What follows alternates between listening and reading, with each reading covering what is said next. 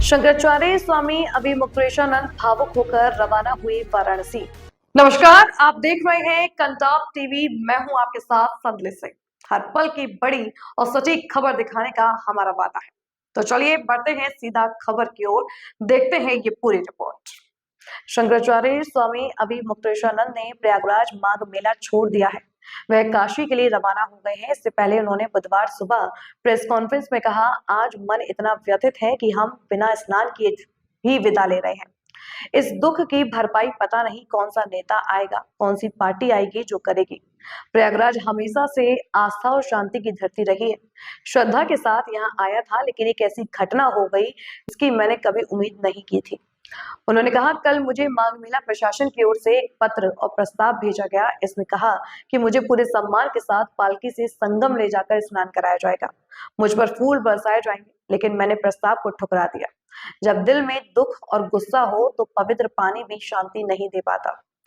माघ मेला 15 फरवरी तक चलेगा। अभी 2 स्नान बचे हैं। माघी पूर्णिमा 1 फरवरी को और महाशिवरात्रि 15 फरवरी को। यानी विवाद के कारण शंकराचार्य ने माघ मेला 18 दिन पहले ही छोड़ दिया है।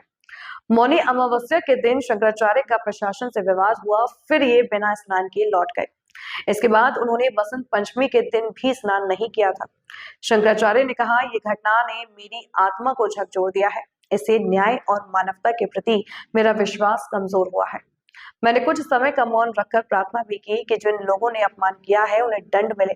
मेरे सम्मान को ठेस पहुंचाने का प्रयास हुआ, इसके पीछे राज्य सरकार जिम्मेदार है। अभिमुक्तेश्वरानंद ने कहा, प्रशासन के कल के प्रस्ताव में मौनी अमावस्या की घटना के लिए माफी नहीं मांगी गई।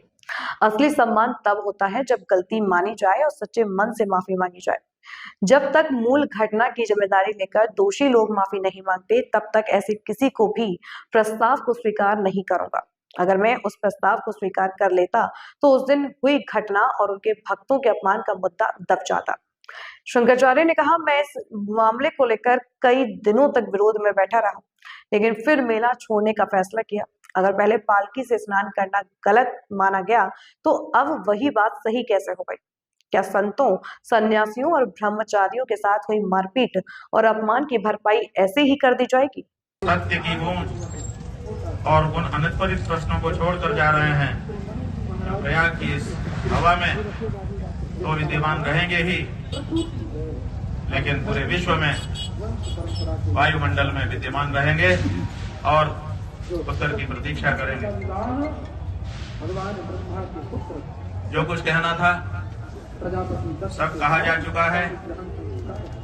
एक बात आपको बतानी है कि कल सायंकाल और आज प्रातःकाल प्रशासन की ओर से ब्रह्मचारी श्री गदानंद जी के माध्यम से अखिल भारतीय धर्म संघ के श्रीमान जगजीतन पांडे जी की ओर से और हमारे मुख्य कार्याधिकारी श्रीमान चंद्र प्रकाश उपाध्याय जी के माध्यम से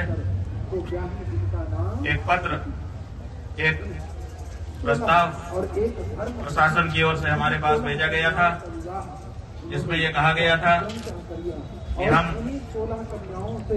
स्नान के लिए जब आप जाना चाहेंगे, ससम्मान आपको अपनी शिविर से पालकी में ले जाकर के अधिकारियों के माध्यम से स्नान कराने के लिए तैयार हैं।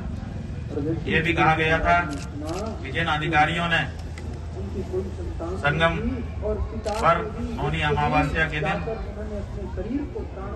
उपस्थित रहकर घटना को देखा था,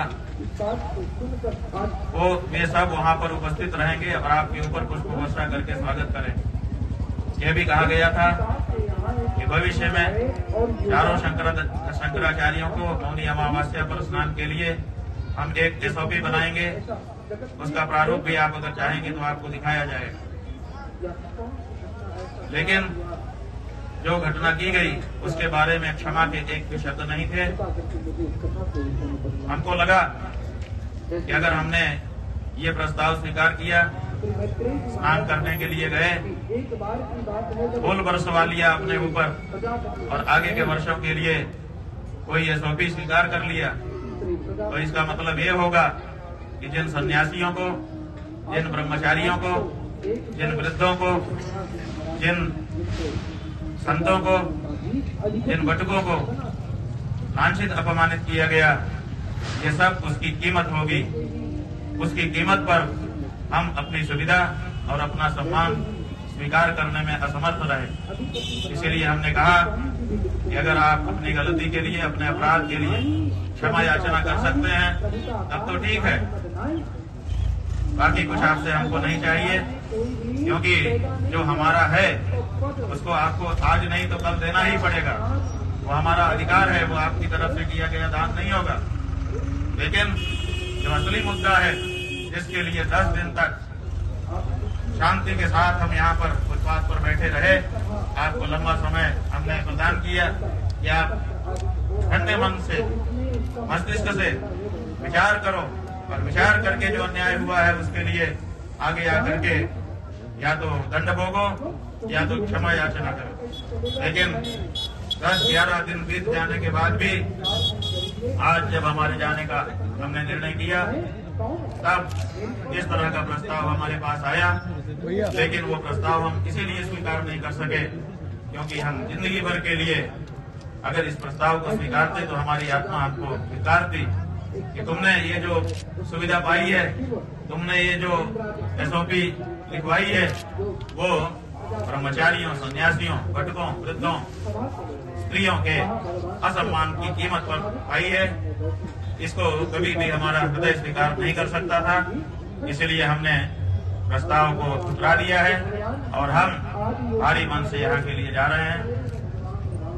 आप जो पूछेंगे हम सब का प्रश्न उत्तर करेंगे, लेकिन मन बोझिल है, इसलिए हम चाहेंगे कि आपके प्रश्नों और इस वक्तव्य के बीच में कम से कम कुछ क्षण का एक मौन हमारे बीच में है, जो साक्षी रहेगा कि जो मुगलों के समय नहीं हुआ वो तथाकथित हिंदू सरकारों के समय में हुआ है। और ये बात हर सनातनी के हृदय को विचार के लिए उत्तेजित करेगी और इस पर विचार करने का असर आएगा। एक तरफ देश के गृह मंत्री कल गांधीनगर में थे, उन्होंने वहां पर कहा कि संतों का अपमान करने वाली और सनातनियों की सुध न लेने वाली सरकारें कभी भी स्थायी नहीं रह सकती हैं। एक तरफ इतना बड़ा ज्ञान उनके द्वारा उच्चारित किया जा रहा है और दूसरी तरफ सनातन धर्म के सबसे बड़े प्रतीक शंकराचार्य, सबसे बड़े प्रतीक बटुक, सबसे बड़े प्रतीक सन्यासी, सबसे बड़े प्रतीक ब्रह्मचारी, जिन्होंने सनातन को अपने कंधों पर ढोने के लिए अपना जीवन समर्पित कर दिया है, ऐसी साधवियां, ऐसे वृद्ध सबका अपमान यहाँ पर हो रहा है और उसके बाद भी इतना बड़ा उपदेश गृह मंत्री जी के श्रीमुख से निकल रहा है। तो ये जो दोहरा चरित्र है, कहने में कुछ और करने में कुछ, ये अब देश के सामने साफ होना चाहिए और उसको साफ करने के लिए हम कार्य करेंगे, सार सनातनी तक संदेश भेजेंगे और ये स्पष्ट होना होगा कि सनातन का नाम लेकर के सनातन के विरोधी सत्ता में न रह सके। बंधुओं, इतना कहकर के हम थोड़ी देर चुप रहेंगे। जब थोड़ा सा हमको साहस होगा तो आप जो प्रश्न करेंगे हम एक एक करके उसका उत्तर जरूर देंगे। फिलहाल इतना ही इस खबर में। हर बड़ी और छोटी खबर की सटीक जानकारी के लिए बने रहिए कंटाप टीवी के साथ। आप देखते रहिए कंटाप टीवी, खबरें जो सिर्फ दिखाई नहीं जाती, असर भी करती हैं। नमस्कार।